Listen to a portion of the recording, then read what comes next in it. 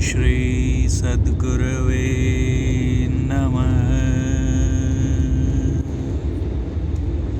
रेलगाड़ी से यात्रा करता हुआ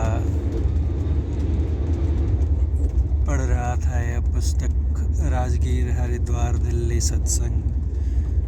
तो इच्छा हुई कि प्रवचन के इस अंश को आपके साथ साझा कर लूं। वस्तुतः धर्म का सुनना कठिन है, समझना और कठिन है तथा समझाना और भी कठिन है। और यदि सुन समझकर अन्यों को समझा भी दिया जाए तो उसका आचरण करना सबसे विशेष कठिन है, और आचरण बनाए बिना उसका प्रभाव नहीं पड़ता। परिणाम स्वरूप वह वक्ता बक्ता ही रह जाता है।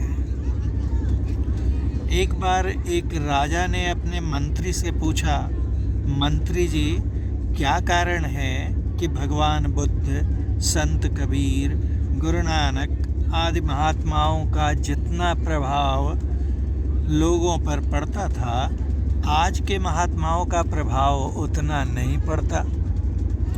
मंत्री ने कहा, महाराज, इस प्रश्न का उत्तर मैं परसों दूंगा। तीसरे दिन जब राज दरबार लगा, सभासद के साथ राजा और मंत्री भी बैठे, तो एकाएक मंत्री ने सिपाही को आदेश दिया, ऐ सिपाही, राजा को अभी कान पकड़कर राजसभा से बाहर निकाल दो। सिपाही मंत्री का मुंह देखने लगा और मन में सोचने लगा, आखिर मंत्री ऐसा क्यों बोल रहे हैं। इसी तरह मंत्री ने दूसरी और तीसरी बार भी सिपाही से वही बात दोहराई, लेकिन सिपाही टस से मस नहीं हुआ। राजा ने समझा शायद मंत्री का मस्तिष्क तो कहीं विकृत नहीं हो गया है, इसलिए उन्होंने शंकित स्वर से पूछा, मंत्री जी, आपके मस्तिष्क का संतुलन ठीक तो है?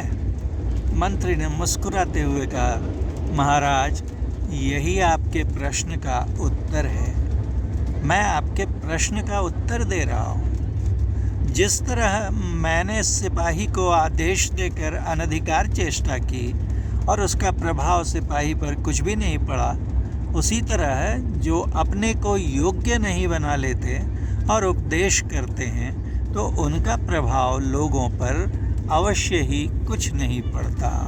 श्री सद्गुरु महाराज की जय।